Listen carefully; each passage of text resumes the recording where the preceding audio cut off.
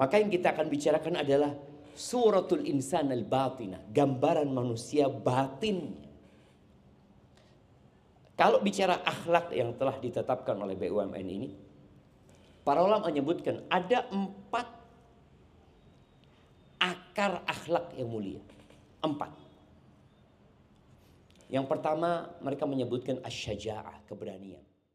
Selamat datang di channel Kalam Syiar FM. Wallah jamaah, ana tadi bersyukur banget ketika masuk jalan aja ngelihat ya, ada keluarga yang duduk di pinggir jalan ya sama anaknya. Nah, lihat ya Allah ya. Ketika kita melihat yang di bawah kita, ketika kita melihat kepada orang yang sakit, seharusnya itu membuat kita terus mengatakan alhamdulillah.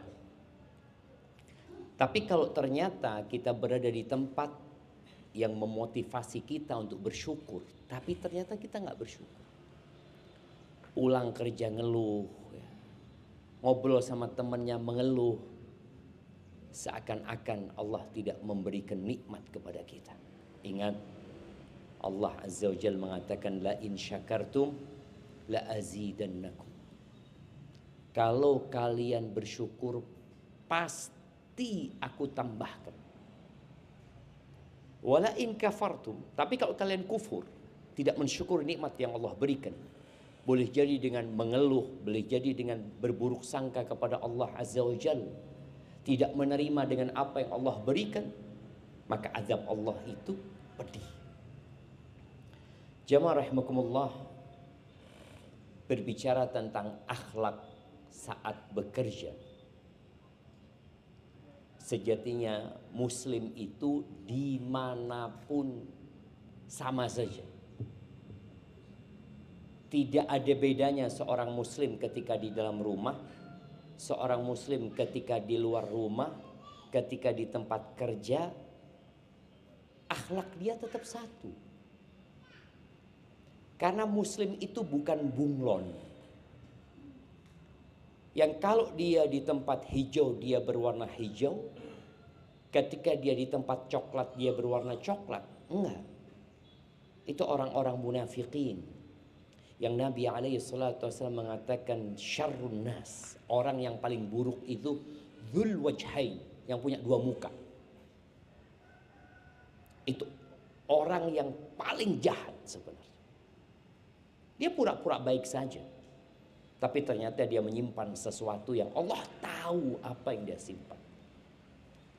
Nabi Muhammad SAW ketika beliau menyebutkan kenapa beliau diutus, di antara poin terpenting beliau mengatakan innama bu'ithu liutammima salihal akhlaq atau makarimal akhlaq. Aku tuh diutus sejatinya hanya untuk menyempurnakan akhlak yang sudah baik. Disempurnakan.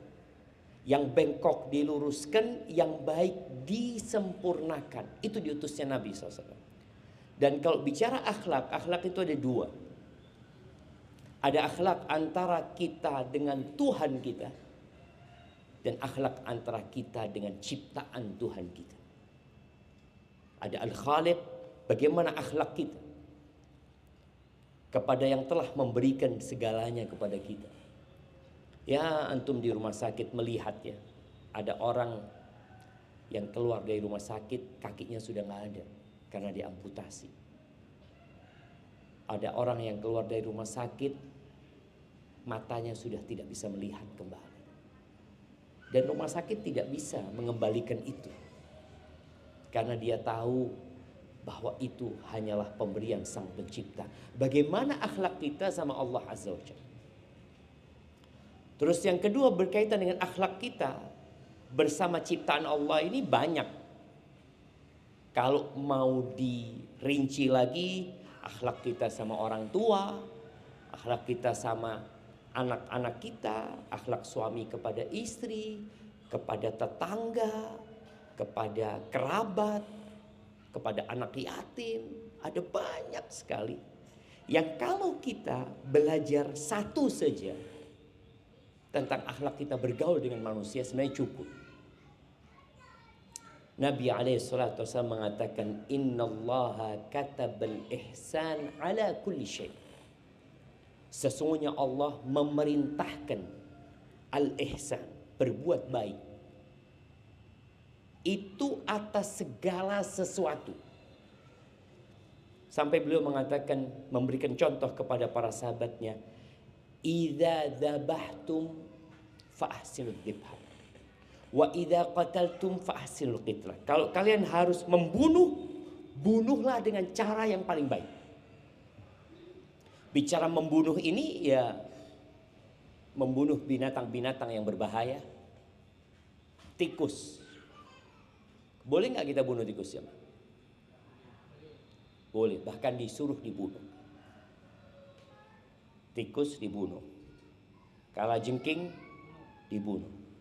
Ular dibunuh. Itu binatang-binatang yang berbahaya disuruh dibunuh. Kalau mau membunuh, bunuhlah dengan cara yang paling baik.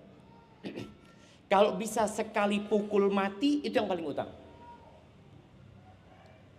Jangan sampai membunuh dengan menyiksa.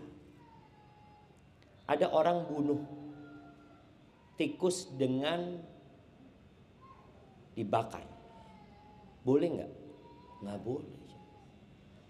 Membunuh dengan ditenggelamkan.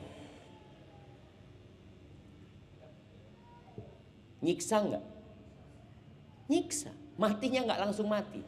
Makanya kalau kita lihat eksekusi mati dalam Islam itu dengan cara dipenggal. Bukan digantung. Orang kalau digantung itu proses matinya masih cukup menyakitkan. Bukan disetrum. Bukan disuntik mati. Tapi dipenggal kepalanya. Bukan ditembak. Kalau kita lihat di beberapa negara mungkin eksekusi mati itu ditembak. Setelah ditembak harus ada dokter yang memeriksa. Diperiksa masih hidup apa enggak gitu kan. Takut ditembak tapi tidak mati. Tapi kalau dipenggal kepalanya, apakah perlu ada dokter yang meriksa? Periksa sih. Si urip apa enggak? Tidak mungkin. Sudah selesai. Jadi dalam segala sesuatu kita diperintahkan untuk berbuat baik. Dalam bekerja. Kita sering dengar istilah sohib, tapi bisnis gitu kan. Jadi seharusnya muslim itu dalam berbisnis pun tetap dia menjadi seorang muslim yang sejati. Nih dalam urusan pekerjaannya. Pekerjaan mencari dunia. Bapak-bapak, ibu-ibu di sini kira-kira kalau nggak digaji tetap kerja di sini? Lerennya berhenti. Kita itu makhluk transaksional. Kita mau berbuat dikasih apa? Makanya selalu ada kontrak. Mamanya, engkau kerja di sini, boleh jadi kontrak itu tertulis atau dengan lisan. Kerja di sini jam 7 sampai jam sekian, gaji sekian. Mau? Baru kerja. Kerja di sini jam 7 sampai jam 3, nggak digaji. Mau? Loh, ya apa kerja nggak digaji? Tidak mau. Rasul sallallahu alaihi wasallam menyebutkan tentang bagaimana seharusnya muslim bekerja.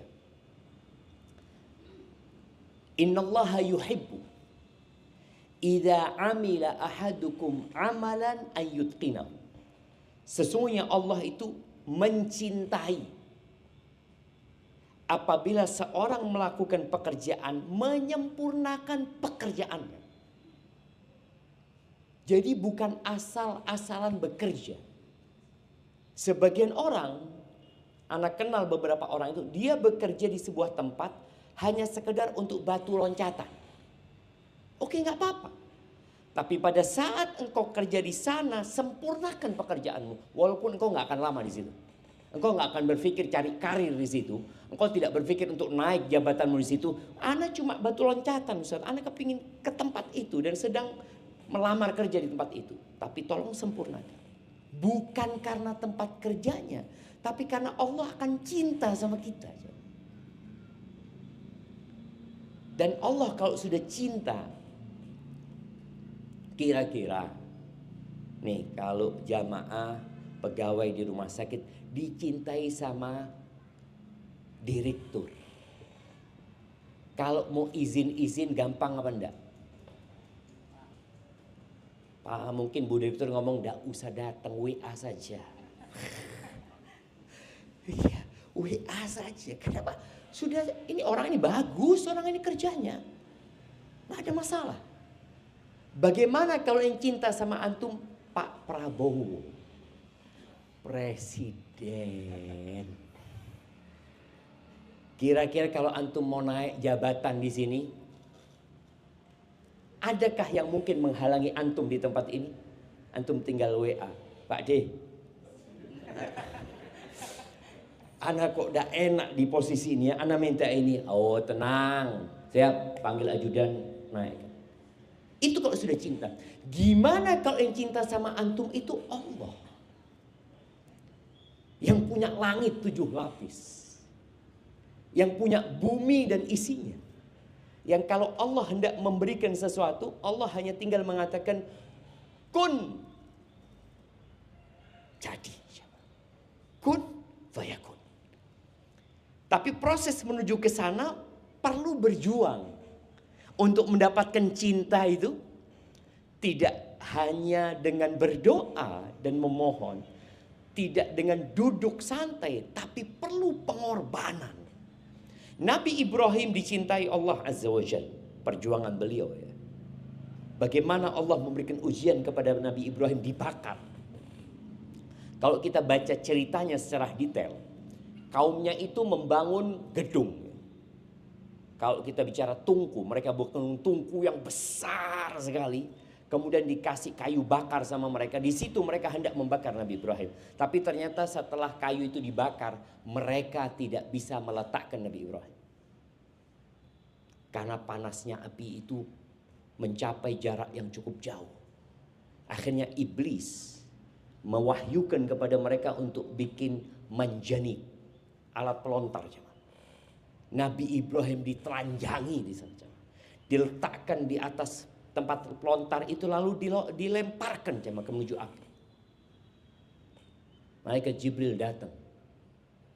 Ya Ibrahim, alaka ilayya haja. Ibrahim, engkau punya perlu sama aku. Ibrahim melihat malaikat Jibril. Malaikat Jibril ini makhluk yang tidak akan mampu berbuat kecuali dengan izin Allah Azza wa Jalla.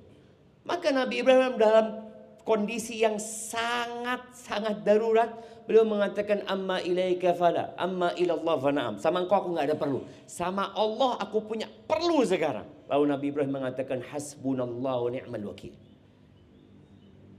Allah tidak kirimkan hujan, Allah tidak kirimkan es, Allah tidak kirimkan angin. Allah tinggal mengatakan kepada api itu, ya naru kuni bardan wa salaman ala Ibrahim. Wahai api, jadilah engkau dingin dan keselamatan buat Nabi Ibrahim. Jadi proses mendapatkan cinta itu butuh berjuang. Salah satu jalan berjuangnya itu bekerja dengan menyempurnakan pekerjaan. Masuk jam berapa di sini? Jam 7. Masuk jam 7. Sebelum jam 7 sudah nyampe. Pakai apa? Pakai fingerprint. Aplikasi. Jadi di HP-nya masing-masing. Enak jemaah. Ya. Jadi tidak perlu datang ke tempat absen ya. Jadi di tempat duduknya sudah absen. Masya Allah, barakallahu fiik. Mulailah bekerja dengan membaca bismillah. Datang. Dan ketika sampai ke tempat kerja, ada hal yang menghalangi kita dari bekerja. Handphone jemaah. Ana rasakan ini. Setelah antum absen sudah taruh. Lakukan pekerjaan. Kalau tetap kita pegang handphone, ada banyak hal di dalam handphone ini yang perlu kita lihat. Dan tidak ada habisnya. Maka kalau kita lihat pemerintah kita ya, ketika membuat nilai utama akhlak itu yang BUMN, Apa singkatannya akhlak? Sekarang di absen. Tambah genah saya ya. Makanya tambah akeh sing teko mereka. Iya, memang ada orang jemaah yang masuk surga dengan dirantai. Ada. Betul. Itu disebutkan. Yadkhulunal jannah bisalasil. Dikejar, ditarik, dia ayo masuk surga. Karena nafsu manusia maunya ke neraka. Nafsunya. Maka ditarik jemaah. Maka absen ini salah satu untuk menarik antum ke surga Allah Subhanahu wa taala. Seperti itu. Walaupun habis absen izin ya, izin. Kadang-kala orang seperti itu. Ahibati fillah. Sebelum kita melihat ya apa core value yang ditentukan oleh BUMN ya, menuntut ilmu ini itu adalah salatus sir wa ibadatul qalbi. Menuntut ilmu itu solat yang rahasia. Antum duduk loh. Orang solat kelihatan. Dia berdiri, kemudian dia bertakbir, ruku, sujud, kelihatan dia sedang solat. Kita yang nuntut ilmu nggak kelihatan. Kita cuma duduk-duduk. Tapi di situ ada solat, ya. Ada doa, ada permohonan kepada Allah yang tidak diketahui sama orang. Wa ibadatul qalbi, dan ibadahnya hati. Antum dengar ilmu, mendengarkan tentang cinta Allah, itu masuk ke hati. Walaupun antum tidak mengerjakan apa-apa, sekedar mendengar, sejatinya di situ ada nilai yang tinggi di sisi Allah Azza wa Jalla. Dan kalau kita baca akhlak ya, dulu ana berpikir akhlak ini bukan singkatan ya. Ternyata akhlak itu singkatan. Kalimat akhlak ini dalam bahasa Arab adalah kata jamak dari khuluq. Khuluq. Ada khuluq, ada khalaq. Khalaq itu rupa manusia yang nampak. Itu disebut makhluk ya. Khalaq kelihatan, yang kita kelihatan. Fulan, oh fulan rambutnya disisir ke samping. Oh fulan rambutnya keriting. Fulan warna kulitnya agak kecoklatan. Oh fulan tinggi, fulan kurus, fulan. Ah, itu khalaq, penciptaan, fisik. Adapun khuluq yang kemudian jamaknya menjadi akhlak adalah rupa manusia yang di dalamnya. Kadang-kala kita melihat orang itu, ya Allah ganteng. Setelah ngobrol, tahu-tahu orang itu sedang marah-marah ke information, sedang marah-marah. Loh, kok jadi elek om ya? Iya cuma. Ada orang yang penampilannya bagus, tapi ketika ngomong kelihatan enggak, ini bukan orang baik-baik. Maka yang kita akan bicarakan adalah suratul insan al-batinah, gambaran manusia batinnya. Kalau bicara akhlak yang telah ditetapkan oleh BUMN ini, para ulama menyebutkan ada 4 akar akhlak yang mulia. 4. Yang pertama mereka menyebutkan asy-syaja'ah, keberanian. Yang kedua adalah al-iffah, menjaga kehormatan diri, tidak rakus. Yang ketiga adalah as-sabr, kesabaran. Sebagian menggantikan kesabaran dengan kedermawanan. Yang keempat adalah al-adlu, keadilan. Jadi itu 4 pokok akhlak dalam agama kita. Adapun akhlak yang buruk ada 4. Yang pertama namanya al-jahl, kebodohan. Makanya kenapa pemerintah kita itu berusaha setelah kemerdekaan itu untuk memerangi kebodohan. Salah satu yang dilakukan pemerintah kita apa? Memerangi buta huruf. Akhirnya bagaimana orang-orang di Indonesia itu bisa baca. Karena baca ini salah satu alat untuk mendapatkan ilmu. Apalagi dulu belum ada televisi, dulu belum ada internet, orang mau tidak mau ya baca. Koran dulu di mana-mana ada, membaca. Kemudian sekolah belajar 6 tahun ya, wajib belajar 6 tahun. Sekarang wajib belajar 9 tahun jemaah. Itu dalam rangka memerangi kebodohan ini. Tapi subhanallah, ketika yang dipelajari itu sesuatu yang kurang berguna, ya tetap bodoh. Maka jangan sampai salah kita belajar. Yang kedua, akhlak buruk itu az-zulm, kezoliman. Tidak meletakkan sesuatu pada tempatnya. Yang ketiga, al-ghadab, emosi, marah. Orang kalau sudah marah kita lihat banyak terjadi pembunuhan gara-gara apa? Marah. Gara-gara sakit hati. Kita lihat tawuran-tawuran yang terjadi gara-gara apa? Emosi. Yang keempat, asyahwah. Syahwat. Kalau kita lihat orang-orang yang korupsi, orang-orang yang berzina, orang-orang yang mencuri. Apa sebenarnya yang menjadi dorongan mereka? Syahwat. Syahwatnya dia. Baik, kita akan bahas masalah akhlak. Kalau akhlak yang disebutkan di BUMN ini, yang pertama adalah amanah. Tanda-tanda orang munafik itu, kalau dikasih amanah, dia berkhianat. Dan Allah Azza wa Jal mengatakan innallaha ya'murukum an tu'addul amanati ila ahliha. Allah memerintahkan kepada kalian untuk menjalankan amanah itu dan menunaikannya kepada pemilik dari amanah tersebut. Kita bekerja di bagian perawat umpamanya, yang ngurusin orang-orang sakit. Taib, amanahnya antum bekerja dari jam 7 sampai jam 12 baru istirahat. Di beberapa rumah sakit, mudah-mudahan bukan di sini ya.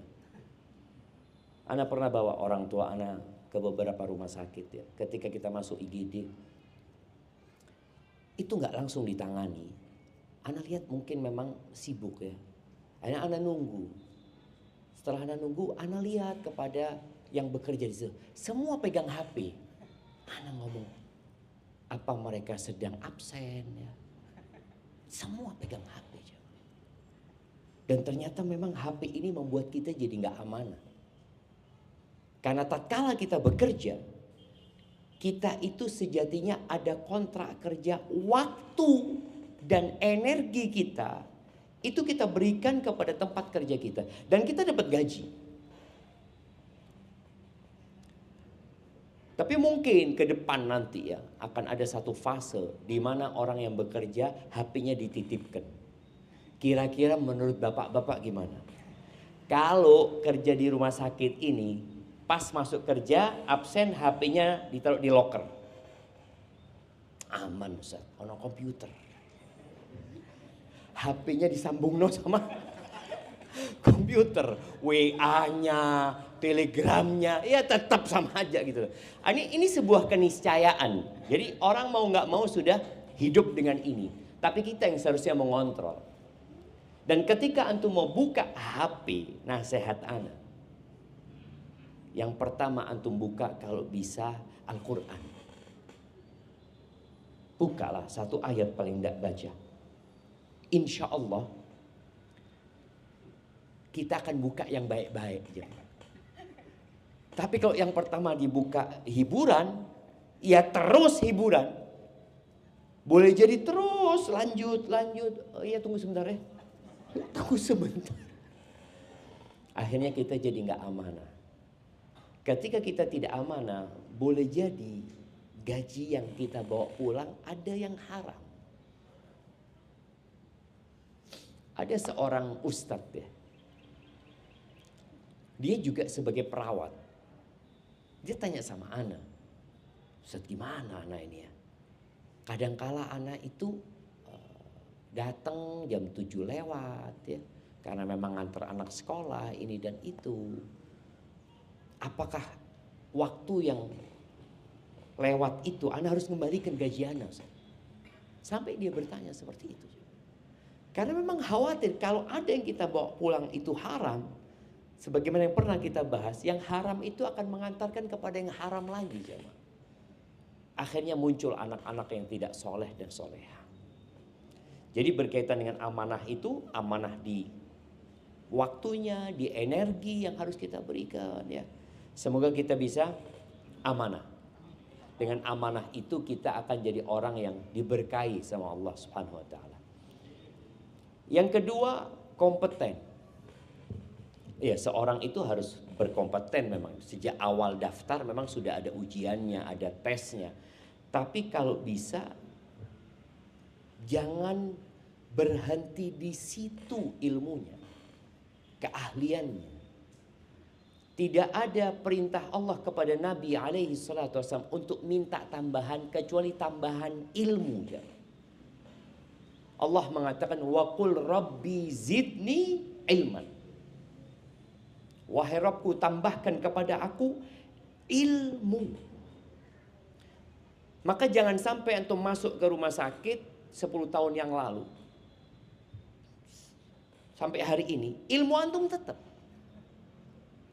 pancet, tidak ada niat sama sekali untuk mengupgrade ilmunya, skillnya, nggak ada.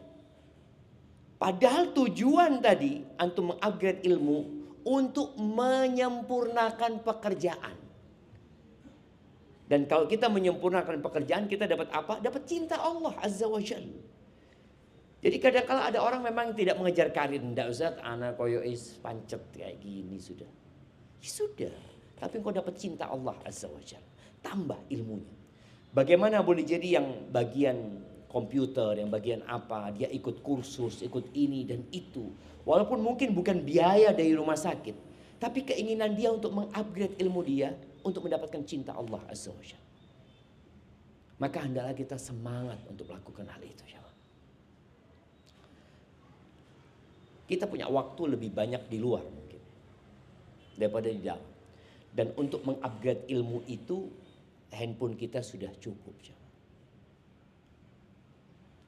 Kita di yayasan punya beberapa teman, anak ngomong sama mereka, antum cobalah ikut pelatihan-pelatihan. Kalaupun harus berbayar, nggak apa-apa. Insya Allah nanti kita akan support umpamanya. Tapi kalau lembaga tidak mensupport, ya udah kita berusaha untuk mengupgrade ilmu kita sendiri untuk mendapatkan cinta Allah Azza wa Jalla. Taib, yang ketiga, harmonis.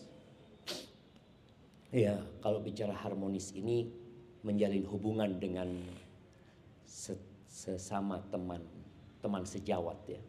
Khususnya karena biasanya di tempat kerja itu ada satu penyakit namanya hasad, iri dan dengki.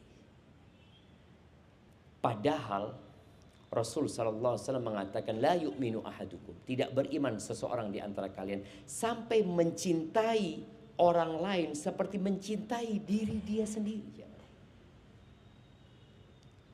Dan orang yang baik itu adalah orang yang humble sama orang lain. Enak diajak ngomong ya, gampangan, deket sama orang lain. Ini bicara harmonis. Tapi tolong jangan sampai harmonis di tempat kerja dengan lawan jenis. Alhamdulillah Ustaz, anak banyak sohib Ustaz loh. Iya, karena harmonis dengan lawan jenis itu hanya boleh bersama siapa? Istri. Ojo mbek bojo ngamuk-ngamuk, mbek konco guyu-guyu. Karena ada orang yang terbaik itu adalah yang paling baik sama istrinya. Maka tolong kalau bicara harmonis, jaga hubungan baik dengan istri antum. Adapun bersama teman-teman kerja yang lawan jenis, ada batasan-batasannya. Sebagaimana kita duduk di tempat ini dibatasi sama sama triplek ini jemaah. Karena bahaya jemaah. Ya, buat ibu-ibu kalau ngomong sama laki-laki ada juga aturannya yang Allah sudah tetapkan. Allah mengatakan fala takhda'na bil qaul. Kalian kalau ngomong tuh jangan dilembut-lembutkan ucapannya. Fayatma'alladzi fi qalbihi marad. Yang ada penyakit di hatinya akhirnya berhasrat sama perempuan ini. Ingat ada kejadian beberapa waktu yang lalu, seorang pasien atau yang jaga pasien yang dilakoni sama dokternya. Iya. Yang salah siapa? Sopo sing salah?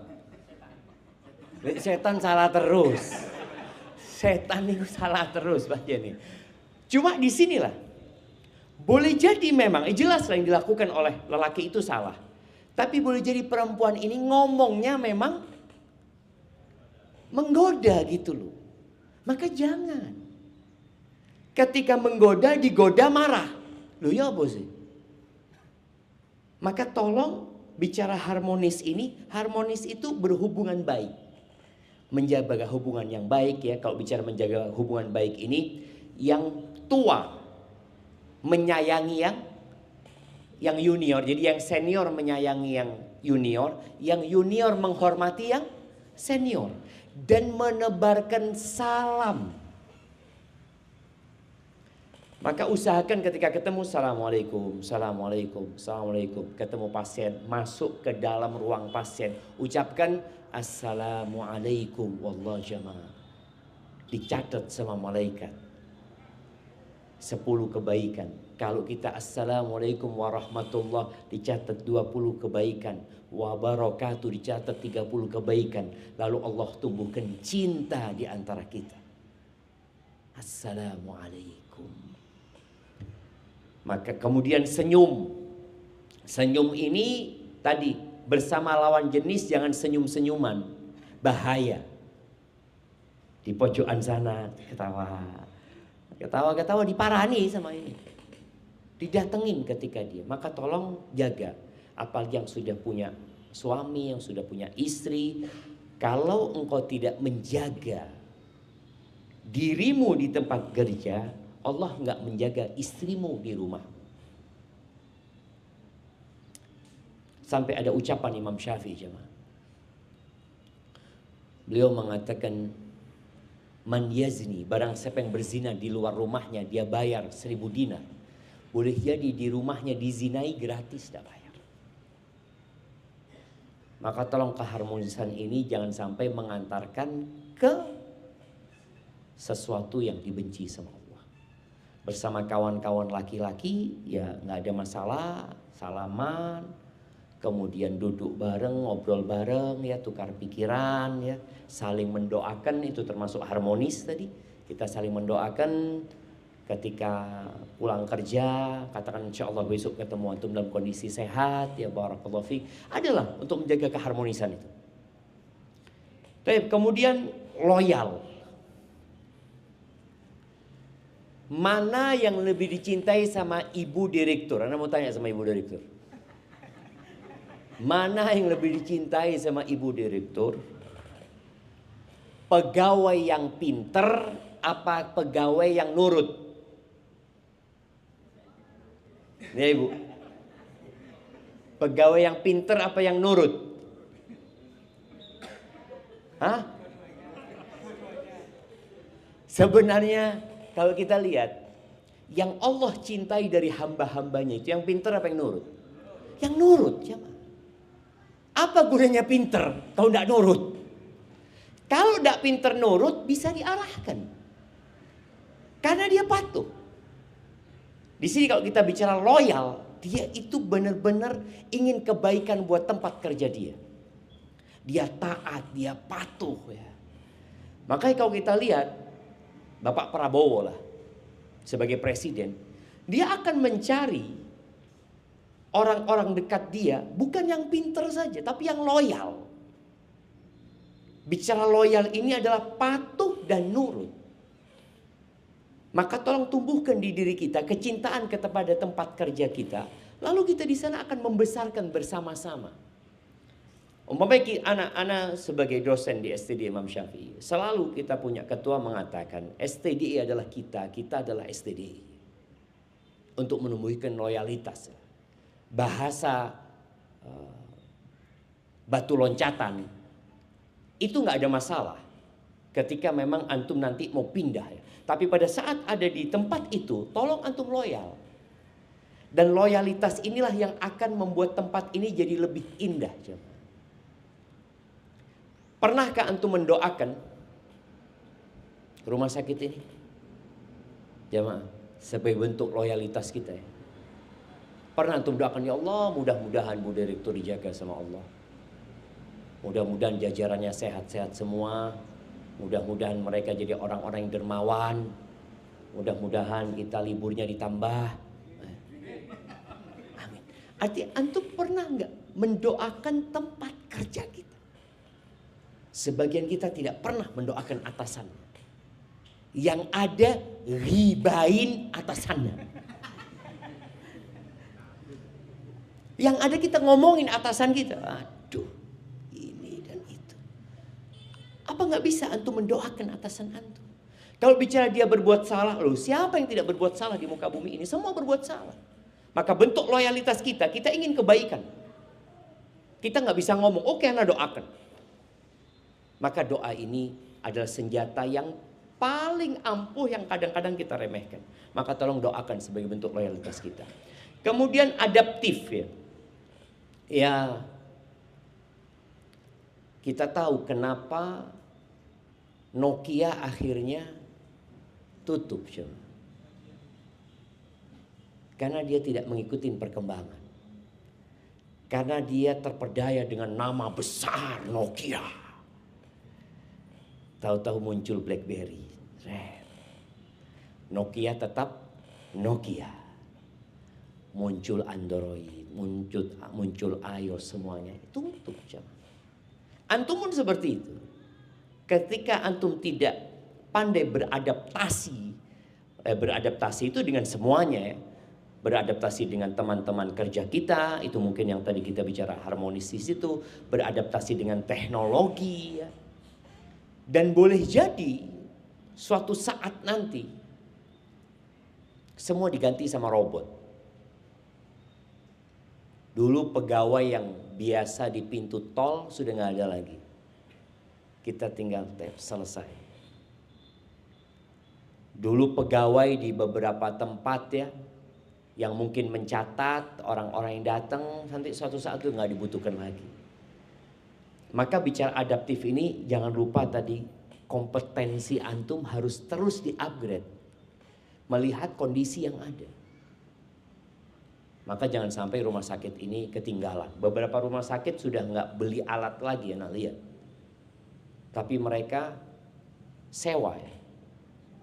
Iya, ada model sewa. Alatnya ada yang baru lagi, diangkut. Ganti lagi, terus seperti itu. Itu alat.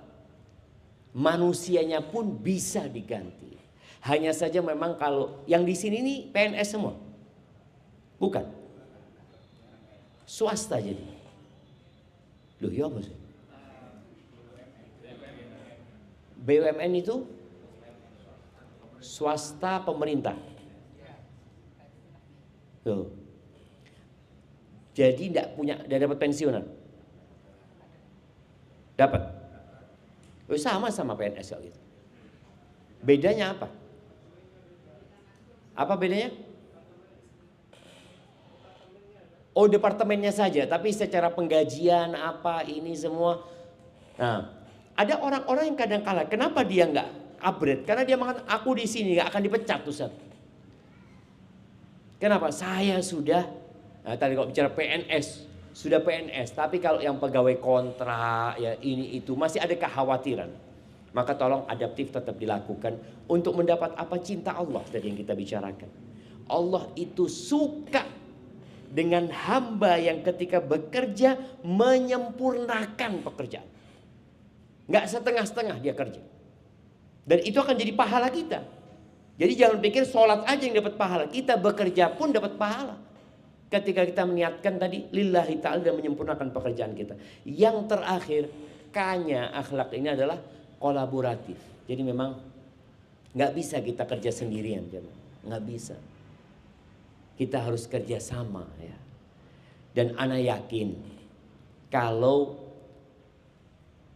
dokter saja yang bekerja di rumah sakit ini kira-kira akan maju? Nggak akan maju. Tukang sampah itu punya peran penting di rumah sakit ini. Dan boleh jadi peran dia paling penting. Kira-kira kalau tukang sampah 3 hari tidak masuk, apa yang akan terjadi dengan rumah sakit ini? Perawatnya jadi tukang sampah. Oke, perawatnya pulang akhirnya karena capek. Siapa yang jadi tukang sampah? Dokternya turun bersihkan sampah nantinya. Jangan sampai kita merasa ini karena aku. Enggak. Ini kata kita bersama. Jadi bahasa aku, saya itu harus dihilangkan di tempat kerja. Yang ada kita, yang ada kami. Maka dengan cara itu insya Allah semua akan saling menghormati. Tukang sampah ketika datang, Allah jazakallah khair. Bisa untuk mengatakan makasih banyak ya sama tukang sampah. Loh memang kewajiban dia Ustaz. Loh iya. Tapi ketika antum mengatakan jazakallah khair, terima kasih. Tukang sampah itu paling senang bersihkan sampahnya antum. Karena anak kalau ke sana bilang terima kasih orang ini. Tapi kalau tempat lain, wala ditolen Ustaz. Ada yang seperti itu. Maka tolong kita harus tahu bahwasanya tempat kerja ini tempat kerja bersama-sama, kita besar bersama, kita insya Allah merasakan nikmatnya bersama dan senantiasa berdoa memohon kepada Allah semoga orang-orang yang sakit disembuhkan semuanya. Amin. Karena kalau orang sakit sembuh semuanya, antum nggak usah bekerja tapi tetap dapat gaji, gitu kan? Alhamdulillah, barakallahu fikum. Nah, mungkin kita masuk ke sesi tanya jawab. Tafadhal, na'am. Monggo untuk teman-teman jemaah yang mau mengajukan pertanyaan. Jemaah lagi, monggo. Kami Ustaz, ini dari perawat RSUPH Kirikilan Banyuwangi yang lagi mengikuti. Saya ada beberapa pertanyaan besar. Satu, apakah batal wudhu ketika seorang tenaga kesehatan melakukan tindakan medis terhadap pasien lawan jenis namun menggunakan sarung tangan atau tidak tersentuh kulit secara langsung? Yang kedua, bagaimana hukum memelihara jenggot? Di perusahaan ada aturan untuk menjaga penampilan agar terlihat rapi atau grooming dan diperbolehkan memanjangkan jenggot tidak lebih dari 2 cm. Alhamdulillah. Yang ketiga, mohon nasihat Ustaz, saya sedang belajar memperbaiki ibadah seperti mempelajari buku sifat sholat Nabi dan beberapa kajian di YouTube. Namun dalam prakteknya saya belum sempurna. Apakah diperbolehkan untuk saya membagikan sedikit pengetahuan yang saya belum sempurna? Yang terakhir, mohon didoakan Ustaz semua kami senantiasa istiqomah. Amin. Insyaallah. Ini langsungan pertanyaan, lupa semua nanti jamaah. Baik, yang pertama, kalau nanti yang pertama berkaitan dengan menyentuh lawan jenis ya. Ya, karena kita tahu jamaah dalam mazhab Syafi'i yang dianut oleh masyarakat Indonesia, menyentuh lawan jenis itu membatalkan wudu. Apabila menyentuhnya tanpa penghalang. Tapi kalau ada penghalang maka tidak batal, aman. Kalau ada penghalangnya boleh jadi baju, boleh jadi tadi sarung tangan ya. Insya Allah wudunya tidak batal. Yang kedua berkaitan dengan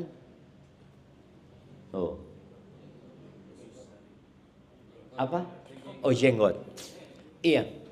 Jadi memang kalau Anda lihat aturan di pemerintah itu, kemarin Anda ketemu sama Novel Baswedan ya. Dia bercerita, dia mengatakan sebenarnya aturan yang ada di pemerintah itu harus rapi. Jadi tidak ada berbicara tentang jenggot sebenarnya. Dan aturan jenggot itu kalau dilihat di barat pun nggak ada masalah. Kalau kita lihat ya, orang-orang barat itu mereka adalah orang-orang yang paling peduli dengan penampilan. Mereka nggak ada masalah. Bahkan polisi mereka, tentara mereka pakai jenggot itu tidak bermasalahkan sebenarnya. Tapi memang kerapian yang harus dijaga.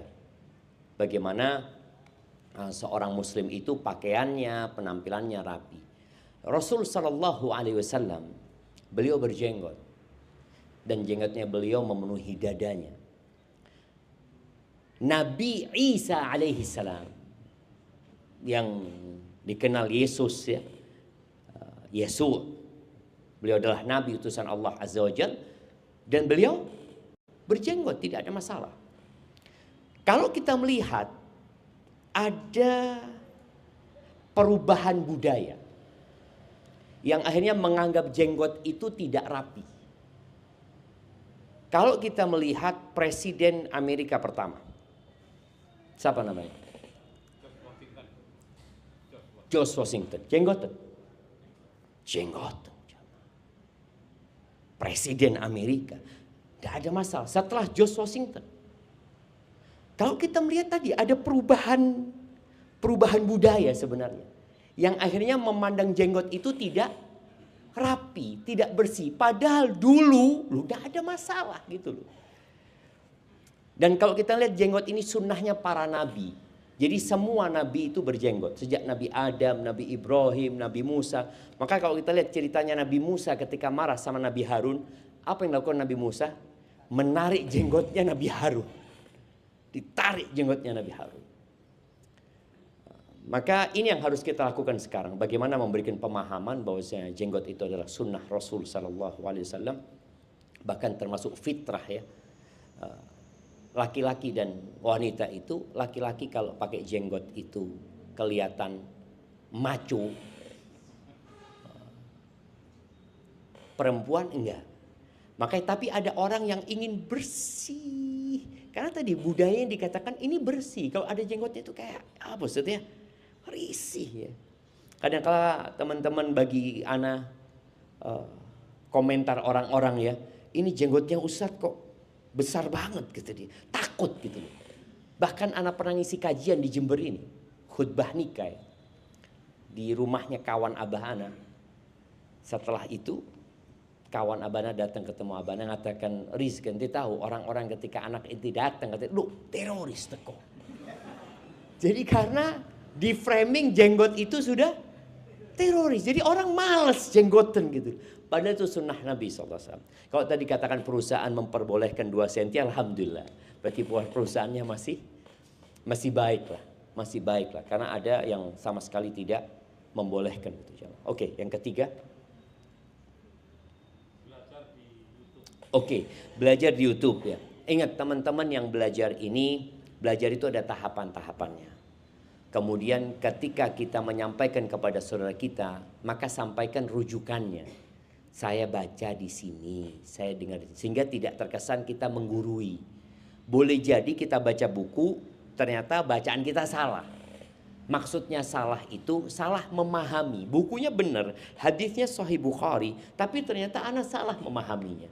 Maka ketika menyampaikan kepada orang lain, ya kita diperintahkan untuk menyampaikan walaupun 1 ayat, tapi sudah kita pastikan yang kita sampaikan memang benar. Dan buat orang-orang yang baru belajar ini, biasanya kayak orang yang baru belajar silat jemaah. Kabeh disikat jemaah. Oh, sikat sana, sikat sini, ngelihat orang tuanya bapak ini kayaknya penghuni neraka kalau gini terus. Opo bapak penghuni neraka itu? Gara-gara dia baca buku apa ya, bapaknya mungkin sholatnya bolong-bolong pak, walaupun rokok pak. Maka tolong pakai adab dan etika ketika menyampaikan. Kemudian yang keempat, mohon doa ya, kita berdoa memohon kepada Allah ya, buat kita semua yang ada di tempat ini dan buat saudara kita yang di Kerikilan tadi disebutkan ya. Semoga Allah menguatkan hati kita untuk terus di atas agamanya. Banyak baca-baca doa, ya muqallibal qulub, tsabbit qalbi ala dinik. Wahai yang membolak-balikan hatiku, tetapkan hatiku di atas agama. Barakallahu fikum. Nah, oke, siap. Saya kemarin ketemu besok keluarga. Saya kabari besok ada kajian Ustaz Safik di sini. Apa itu Wahabi? Kalau pencerahannya Ustaz, apa Wahabi? Bismillah. Iya. Jadi sebutan Wahabi adalah sebutan memang yang digunakan untuk memframing orang agar tidak mau mendengarkan sebuah kajian, sebuah ilmu. Dari sesama muslim kita tahu Wahabi ini, ana lihat jam jemaah ya, karena ceritanya panjang, tapi ringkasnya. Ada Abdul Wahab yang berasal dari daerah, ana lupa daerah Tunis, daerah Afrika sana, yang dia pernah memberontak di masa itu. Dan dia memang adalah orang yang membawa aliran sesat ya, namanya Abdul Wahab. Ada yang namanya Muhammad bin Abdul Wahab ya. Muhammad bin Abdul Wahab dia lahir pada tahun 1111 Hijriah di Arab Saudi, karena Arab Saudi dianggap sumbernya Wahabi oleh orang-orang, dan meninggal tahun 1206 insyaallah. Cukup panjang umurnya beliau. Beliau berdakwah memang di saat umat Islam itu tenggelam dalam kebodohan. Umat Islam itu akhirnya meninggalkan banyak ajaran-ajaran Islam dan lebih mengikuti budaya-budaya dan tradisi yang ada. Dan memang orang akhirnya ketika ditegur ya nggak mau gitu. Apalagi itu sudah menjadi budaya dan tradisi yang mengakar ya, selama ratusan tahun. Syekh Muhammad bin Abdul Wahab, beliau mengarang kitab namanya Kitabut Tauhid. Yang isi kitab itu sebenarnya ayat-ayat Al-Quran dan hadis-hadis Nabi SAW serta penjelasan para ulama. Bagaimana memurnikan ibadah hanya untuk Allah Azza wa Jalla. Beliau menjelaskan bahwasanya ada ritual-ritual yang seharusnya tidak dilakukan ya. Orang yang menyembelih untuk selain Allah ya. Karena kalau kita lihat di Indonesia masih ada ya orang yang menyembelih sebuah ritual untuk mendapatkan wangsit atau apa ya. Beliau berusaha untuk mengatakan tidak boleh menyembelih kecuali untuk Allah Azza wa Jalla saja. Akhirnya ditentang oleh kaumnya. Juga dahulu di Mekah dan Madinah itu kuburan-kuburan itu ada kubah-kubahnya. Yang orang tawaf di sana, orang nyembelih di sana. Padahal kita tahu tujuan ziarah kubur adalah mendoakan yang mati dan mengingat kematian itu sendiri. Ketika beliau melakukan itu ditentang, yang menentang itu membuat tulisan. Yang tulisan itu akhirnya dibagikan kepada jemaah haji yang datang haji untuk dibawa ke negeri mereka. Bahwa ada sebuah aliran di sini yang tidak menghormati Nabi Muhammad SAW, yang tidak memuliakan Rasulullah SAW, tidak percaya dengan karomahnya para wali. Ada banyak tuduhan-tuduhan itu dan dikafirkan oleh mereka aliran ini jemaah. Maka jemaah haji bawalah selebaran itu. Aliran itu disebut aliran Wahabi. Padahal namanya syekhnya adalah Muhammad bin Abdul Wahab. Seharusnya nama alirannya adalah Muhammadiyah, bukan Abdul Wahab, karena Abdul Wahab namanya bapaknya gitu. Tapi karena Wahabi ini ada hubungannya dengan nama aliran sesat yang ada di Afrika sana, akhirnya itulah yang disebarkan. Padahal kalau kita lihat yang diajarkan Wahabi, kalau diajarkan Syekh Muhammad bin Abdul Wahab ini, ya bisa dilihat ya. Ada buku tadi Kitabut Tauhid. Sampai ada seorang murid ya, yang gurunya terus Wahabi, Wahabi, Wahabi, dilaknat Wahabi ini ya. Setiap selesai kajian selalu dia melaknat Syekh Muhammad bin Abdul Wahab. Akhirnya muridnya ini ada yang belajar di Arab Saudi. Dia dapat kitabnya Syekh Muhammad bin Abdul Wahab tadi. Ketika gurunya selesai ngaji, ngasih kajian, murid ini merobek sampul depan dan belakang dari buku itu. Lalu dia ngomong sama Syekh, Syekh, aku dapat buku Syekh. Aku minta engkau koreksi buku ini, takut buku ini menyesatkan. Akhirnya dibaca sama Syekh itu. 1 halaman, 2 halaman, sampai selesai. Syekh itu ngomong, bukunya siapa ini? Bagus sekali buku ini kata dia. Nanti Syekh anak carikan yang ada apa? Ada covernya kata dia. Iya dah kata dia. Akhirnya dicari di bawah ini Syekh.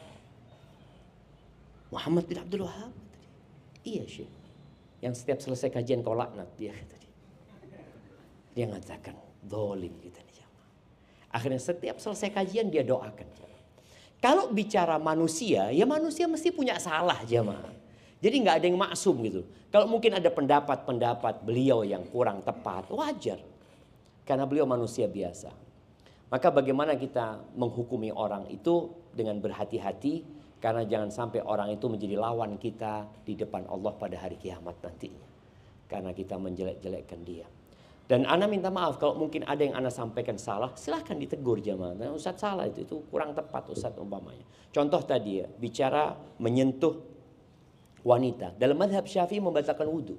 Tapi dalam mazhab Hambali nggak batal wudhu. Makanya orang yang berangkat umroh itu bingung biasanya. Atau haji. Ya apa ya? Karena berdesak-desakan di sana. Nanti tersentuh. Akhirnya sebagian mereka pindah mazhab. Untuk sementara, iya. Untuk sementara supaya meringankan gitu. Dan memang ada perkara-perkara khilafiyah yang seharusnya seorang muslim itu saling menghargai dalam masalah itu. Tapi ada perkara-perkara yang mungkin harus didiskusikan dan ana rasa hal itu hal yang wajar ya. Hendaklah kita saling mendoakan dan semoga Allah menetapkan kita di atas agamanya. Barakallahu fikum. Naam. Ustaz, pertanyaan dari jamaah akhwat. Assalamualaikum warahmatullahi wabarakatuh. Semoga Allah berkahi Ustaz dan tim kajian LSUK. Ustaz, apakah jika saya menambah amal ibadah dengan tujuan Allah akan bantu urusan duniawi, apakah termasuk syirik niat? Karena saya ingat janji Allah di surat Al-Falaq 2:3, barang siapa bertakwa pada Allah, niscaya dia buka jalan keluar dan memberi rezeki dari arah yang sama. Masya Allah, pertanyaan yang menarik jemaah. Berkaitan dengan kita menambah ibadah supaya dapat dunia ya, supaya dimudahkan urusannya. Jadi ada ibadah-ibadah yang memang pahalanya di dunia dan di akhirat. Ketika kita niatnya lillahi ta'ala, jelas niatnya tetap lillahi ta'ala. Tapi ada harapan mendapatkan balasannya di dunia, nggak ada masalah. Tapi itu akan mengurangi balasan dia di akhirat. Umpamanya dia sodakoh. Dia sodakoh hanya ingin sembuh. Kan Nabi SAW mengatakan dawu mardakum bisodakoh. Obatin orang yang sakit dengan sodakoh. Dia sodakoh niatnya lillahi ta'ala. Tapi harapan pahalanya itu cuma supaya disembuhkan. Maka dia hanya akan dapat di dunia saja. Akhirat nanti bisa nggak dapat apa-apa. Karena dia memang tidak berharap akhirat. Ada orang sodakoh supaya dilipat gandakan. Mamanya sodakoh 100.000 ya Allah mudah-mudahan jadi 1 juta. Dia hanya berharap itu. Padahal pahala sodakoh itu banyak sekali. Umpamanya dihapuskannya dosa, diangkatnya derajat, diselamatkan dari api neraka, mendapatkan naungan dari Allah. Dari semua janji-janji Allah itu yang dia minta cuma dilipat gandakan di dunia. Maka boleh jadi di akhirat dia nggak dapat apa-apa. Tapi gimana kalau niatnya 2 Ustaz? Iya, ada orang niatnya 2. Anak ingin diampuni sama Allah Ustaz. Tapi anak juga kepingin ya diganti yang lebih baik ini 100.000 Ustaz itulah. Umpamanya seperti itu. Ya dia nggak akan sempurna pahalanya. Tetap dia dapat pahala di akhirat. Tapi karena dia sudah minta sebagian pahalanya di dunia. Umpamanya seperti itu. Tapi kalau niatnya dia semua akhirat, dunia dia dapat. Karena itu sudah dijanjikan. Artinya itu bonus yang sudah dijanjikan. Umpamanya antum beli iPad ini dapat iPhone. Ya nggak usah niat dapat iPhone, udah beli ini, langsung ini otomatis dapat. Tapi kalau antum niatnya dapat iPhone, ya dapat iPhone saja akhirnya. Maka ketika beramal itu niatkan benar-benar berharap akhirat. Man kana yuridul hayatad dunya wa zinataha nuwaffi ilaihim a'malahum fiha wa hum fiha la yubkhasun. Barang siapa yang ambisinya ketika dia beramal adalah dunia, perhiasan dunia, kata Allah kami akan berikan kepada mereka yang mereka inginkan tanpa dikurangi. Ulaika alladzina laisa lahum fil akhirati illa an-nar. Tapi di akhirat ya enggak dapat apa-apa, besi neraka tempatnya. Maka kalau bicara syirik niat itu tadi ketika ambisinya hanya dunia saja sehingga dia hanya dapat dunia, akhirat nggak dapat. Maka tolong niatkan yang pertama lillahi ta'ala beramal, lalu berharap, nggak apa-apa, berharap yang banyak sama Allah SWT. Seperti orang yang puasa, niatnya sehat, ya dia dapat sehat. Tapi kalau dia niat enggak, ana niat supaya dijauhkan wajah ana dari api neraka. Ana niat supaya ana bisa menahan syahwat ana. Ana niat supaya bisa masuk dari pintu Ar-Rayyan.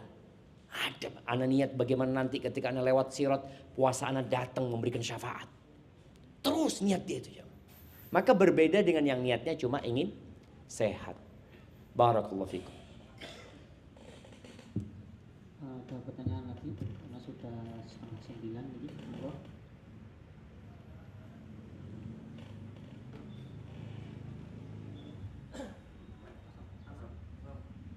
Untuk jamaah akhwat kosong pertanyaan.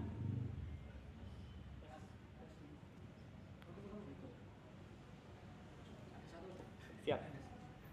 Bismillahirrahmanirrahim.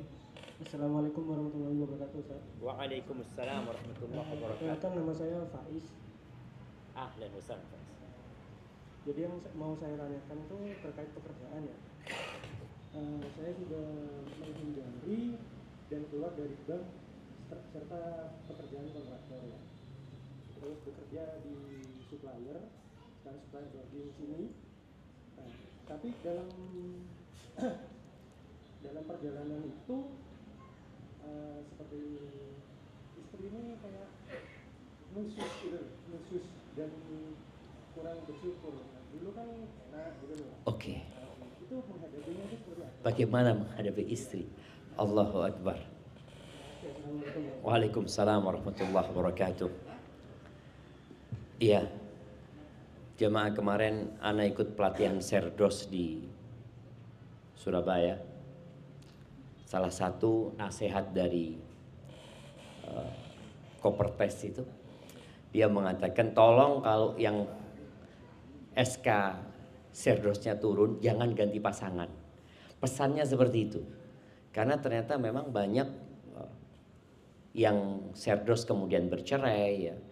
Kemudian juga disebutkan ada yang SKP 3K-nya keluar, dia akhirnya gugat cerai suaminya ya. Di sini ada ibu-ibu? Nggak ada insya Allah ya. Mudah-mudahan nggak ada. Bicara tadi istri ya, yang kemudian merasa suaminya nggak kayak dulu lagi secara ekonomi ya. Mungkin dulu antum, masya Allah, bisa hidup mewah, tapi setelah antum tinggalkan itu, Allah berikan ujian kepada antum secara ekonomi. Yang perlu dilakukan seorang suami adalah apabila dia tidak bisa memberikan harta yang lebih kepada istrinya. Ini nasihat buat semua ya, supaya tidak terjadi perempuan-perempuan yang nusyus tadi, yang gugat cerai suaminya. Berikan perhatian yang lebih kepada dia. Berikan kasih sayang kepada dia. Karena boleh jadi iman dia tidak sekuat iman antum ketika antum resign.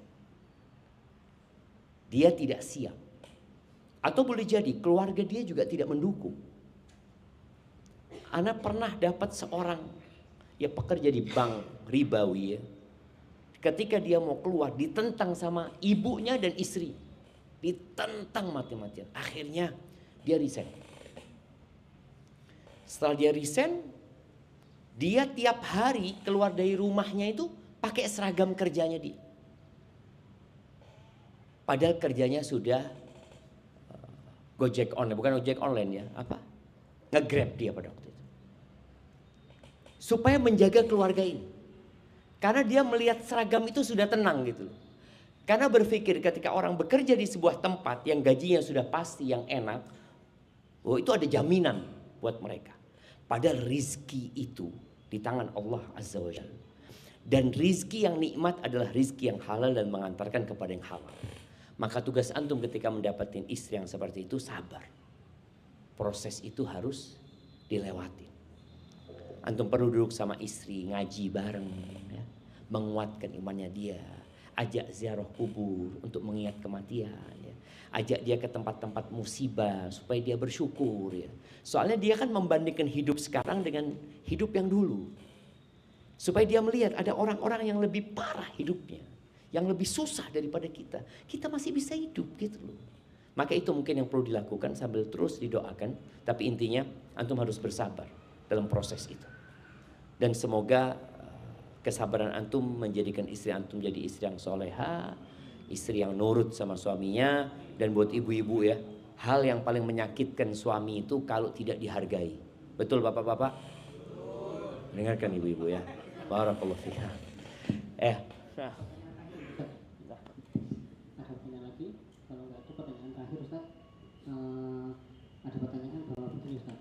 Jadi bagaimana sikap kita sebagai orang kecil yang tanda kutip itu selalu disalahkan oleh yang di atasnya? Nah, seperti itu. Bagaimana? Iya. Jadi ketika seorang kecil ini disalahkan, dia merasa nggak salah. Ya mungkin salah memang. Itu jadi masalah. Orang kecil ini kadang salah, disalahkan. Padahal dia memang salah gitu loh jamaah. Jadi orang yang di atas itu karena memang tugasnya dia memperbaiki, maka wajar. Dia mengatakan kepada anak buahnya, kok seharusnya seperti ini, seharusnya seperti ini nggak boleh seperti ini. Dan terimalah hal itu. Dalam rangka kita memperbaiki diri. Tadi kita perlu adaptif ya. Kita punya atasan memang suka nyalahkan. Ya sepanjang ini kayak gini. Juga no pindah bosat ya. Ya enggak juga gitu loh. Artinya doakan supaya dapat hidayah. Tapi yang jelas tadi, usahakan kita ketika mendapatkan kritikan itu menjadi bahan kita untuk menjadi lebih baik. Jangan dijadikan personal. Seakan-akan dia nggak suka sama kita ya. Akhirnya kita pun menjalankan perintah-perintah dia, kritikan-kritikan dia malas gitu. Ya udah laksanakan. Loh sudah Ustaz, sudah tak mari no kape, tapi tetap salah. Berarti memang salah gitu. Harus diperbaiki. Dan legowo ya. Orang itu perlu punya yang namanya taghaful. Taghaful itu tenggang rasa ya. Acuh ya, kadang-kala sudahlah orang ngasih nasihat kita, orang negur kita, kalau memang baik ya kita lakukan, kalau ternyata itu hanya celaan dan bulian, ya kita anggap angin berlalu. Tapi yang jelas loyalitas tetap harus ada. Anak buah harus taat kepada atasannya selama tidak memerintahkan kepada kemaksiatan. Nah itu yang insya Allah akan menjaga tempat kerja kita menjadi lebih baik lagi. Barakallahu fikum. Nah.